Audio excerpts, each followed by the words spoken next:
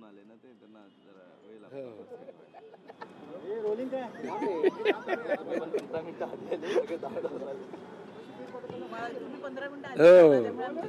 हा ते झालं बरोबर. यांच्या भेटीनंतर बच्चू कडू प्रसार माध्यमांशी संवाद साधतायत. काय दोघांमध्ये संवाद झाला, शेतकऱ्यांच्या मुद्द्यांच्या संदर्भामध्ये सुद्धा काही माहिती आपण राज ठाकरेंना दिली. शेतकऱ्यांचा विषय हाच एक संवाद होता आणि त्या संदर्भातला कशा पद्धतीनं समोर गेलो पाहिजे, पुढचे आंदोलन कधी आणि केव्हा करणं अधिक व्यवस्थित होईल, या सगळ्यावर एकंदरीत चर्चा झाली. आणि आमचा हेतू तोच आहे का हे आंदोलन म्हणजे जसं राजसाहेबांनी सांगितलं का ते बच्चू कडूच्या नावापुरतं न फिरतं ते शेतकरी म्हणून कसं जाईल समोर, तोही आम्ही विचार करू. कारण आखरी मी मोठं होणं हा काही फार महत्त्वाचा विषय नाही आहे.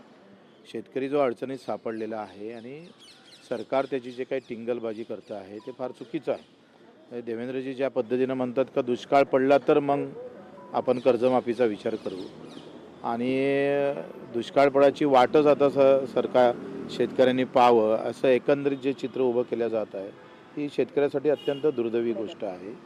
कारण आज माझ्याकडे येणारे मॅसेज जर पाहिले तर भाव भेटल्याने हे दुष्काळापेक्षा जास्त नुकसान आहे आणि मागील 2 वर्षापासून भाव भेटत नाही आणि म्हणून शेतकरी मरत आहे.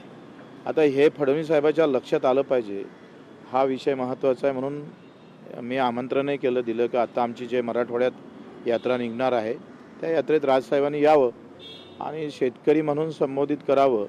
अखेरी आमचं तर शेतकऱ्यांचं आमचं स्वप्न आहे का मुंबई अनेक वेळेस बंद होताना आम्ही पाहिली, ती शेतकऱ्यासाठी एक दिवस बंद राहिली पाहिजे. आमचा तोही उद्देश हे आहे का किमान अर्धा 1 तास 2 तास मुंबईनं शेतकऱ्याच्या पाठीशी उभं राहावं.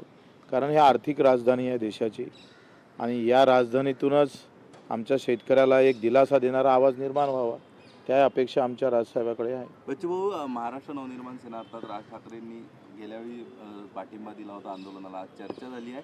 येत्या काळात तुमच्या आंदोलनाला नवं बळ आणि त्याचं स्वरूप व्यापक होईल का मनसेच्या या पाठिंब्यामुळे? बिलकुल. मला असं वाटतं का हा विषय एका पक्षाचा नाहीच आहे आणि एका जातीचा आणि एका धर्माचा नाही आहे. कारण शेतकरी हा सगळ्या जाती धर्मात पक्षात आहे. त्याच्यामुळं मनसेनं ज्या पद्धतीनं समोर आलं तर निश्चितच बळ भेटेल.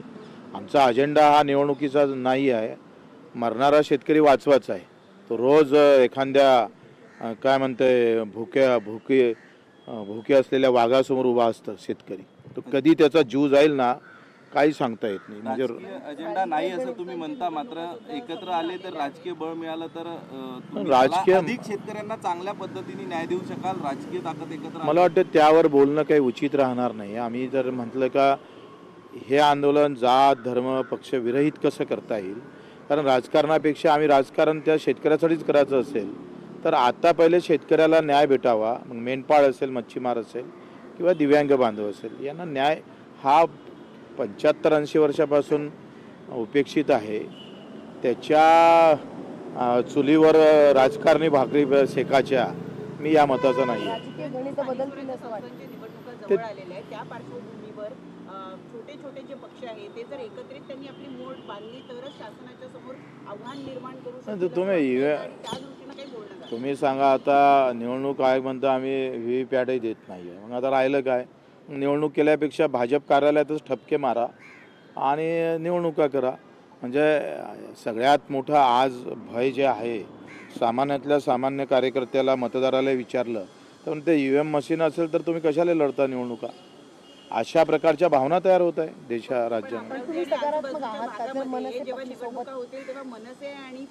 तो मला वाटतं तो आता विषय एकत्र करण्यात काही अर्थ नाही. हा एक चांगला संदेश जाऊ द्यावा. आता त्याच्यात तुम्ही कालवा केला तर तो माझा शेतकरी दिव्यांग बाजूला पडू नये, मला वाटतं तो विषय आज घेणं काही फार उचित वाटत नाही. शेतकऱ्यांच्या मुद्द्यावर राज ठाकरेंनी काय मत व्यक्त केलं? सकारात्मक शेतकरी म्हणून त्यांचा अभ्यास याच्यामध्ये बराच आहे आणि एक खंत आहे का शेतकरी एकत्रित येणं हाच सगळ्यात मोठा कठीण विषय आहे. ते खंत त्यांची आहे. शेतकरी एकत्र होत नाही, झाला एकत्र तर मग तो राजकारणात एकत्र राहत नाही. निवडणुकीत जसं आपण पाहतोय का शरद जोशीसारखा माणूस शेतकऱ्यांनी पाळलाच ना आखरी. म्हणजे हे दुर्दैवच आहे शेतकऱ्याचं. कसं आहे म्हणजे ज्या झाडाला पाणी घालायचं आणि त्याचं डांग आपल्याच घरावर पडायची अशी व्यवस्था जर झाली तर एक निराशा येतं ना हाती. आता आम्ही लढतोय किंवा राजू शेट्टी असेल, रघुनाथजी असेल, सगळेजण लढतात. पण ते जे शेतकरी म्हणून लढले ते राजकारणात मागच राहिलेले आहे. पण तरी तो लढा उभा राहावा राजकारण बाजूला ठेवून, हा आमचा प्रामाणिक प्रयत्न आहे. तुम्ही यात्रा कधी काढताय आणि तुम्ही निमंत्रण दिले तर त्यावर मला आता 9 तारखेचं आमचं ते माटे गणपतीनंतर ते बाळासाहेब सांगन तुम्हाला, गणपतीनंतर त्यावर ते बोलेल. परंतु मला असं वाटतं का आत्ता आमचं 9 तारखेला रक्षाबंधन आहे. आम्ही वेदनेची राखी बांधणार आहोत सरकारला, मोदी साहेबांना आणि देवेंद्रजीला. त्यांचे मुखवटे लावून सगळ्या आत्महत्याग्रस्त महिला 9 तारखेला वेदनेची राखी त्यांच्या हाताले बांधू. कारण ही काही लहान गोष्ट नाही आहे.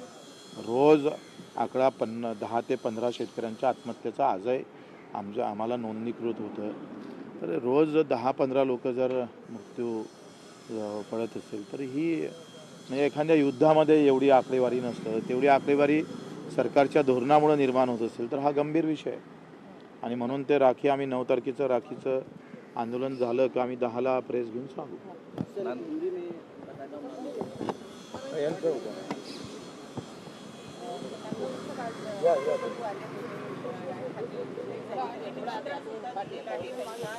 यात्रेमध्ये मनसे अध्यक्षांना सहभागी होण्यासाठी काय प्रतिक्रिया आहे तुमची आणि कशा पद्धतीने येत्या काळात प्रहार आणि मनसे शेतकऱ्यांच्या मुद्द्यावर एक आले? तुम्हाला कल्पना आहे की काही दिवसापूर्वीच बच्चू कडू साहेबांच्या अमरावती त्या भागामध्ये प्रचंड असं शेतकऱ्यांच्या आंदोलनाचं त्या ठिकाणी त्यांनी पदयात्रा काढली होती.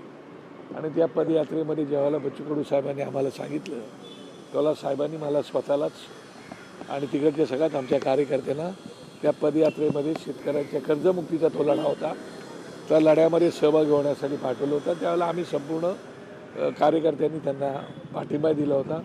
त्यानंतर त्यांनी चक्काजाम आंदोलन पण केलं होतं. त्या चक्काजाम आंदोलनाला सुद्धा आम्ही पूर्णपणे पाठिंबा दिला होता. आणि त्याच वेळेला बच्चू कडू साहेब म्हणाले होते की मला राजसाहेबांची पण भेट घ्यायची आहे आणि मला पुढची पण कशी काय आखणी आहे ती करायची आहे. कारण ते एक लढाऊ मानाचा माणूस आहे आणि त्यांना वाटतं की शेतकऱ्यांसाठी काहीतरी करावं म्हणून ही त्यांची भावना आहे. आणि ती भावना चुकीची नाही, कारण शेतकऱ्यांचा मुलगा म्हणून वाटते ना की आपल्या आईवडिलांना न्याय मिळायला पाहिजेत म्हणून, पण त्यांना न्याय मिळत नाही. अशा प्रकारची समस्त शेतकऱ्याची भावना असल्यामुळे आज सकाळीच ते साहेबांची वेळ घेऊनच आले होते. त्याप्रमाणे आज साहेबांच्या ते जवळजवळ 1.5 तासाची मिटिंग झाली.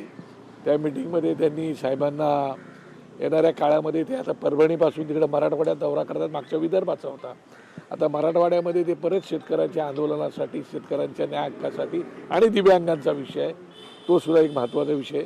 असे 2 विषय घेऊन ते आले होते साहेबांकडे. आणि त्यांनी सांगितले की आता आम्ही परत परभणीपासून आमचा दौरा आम्ही पदयात्रा चालू करतो आहे, तर त्या पदयात्रेमध्ये आपण जर आलात तर फार बरं होईल. त्यानंतर तिकडे एखादी मग शेतकऱ्यांसाठी उत्तम प्रकारची आपल्याला सभाही घेता येईल अशा प्रकारचं त्यांनी साहेबांना विनंती केली. आणि मला वाटतं साहेबांनी सुद्धा त्याला सकारात्मक असा प्रतिसाद दिलेला आहे. साहेबांनी त्यांना सांगितलं की आम्ही आमच्या नेतेमंडळीशी ताबडतोब चर्चा करतो आणि नंतर तुम्हाला आम्ही त्याच्या प्रकारचा निरोप देतो. एक अभिनव मोर्चाच्या संदर्भात ते बोलले. लोकशाही मराठी ऐका, पहा, जागरूक रहा.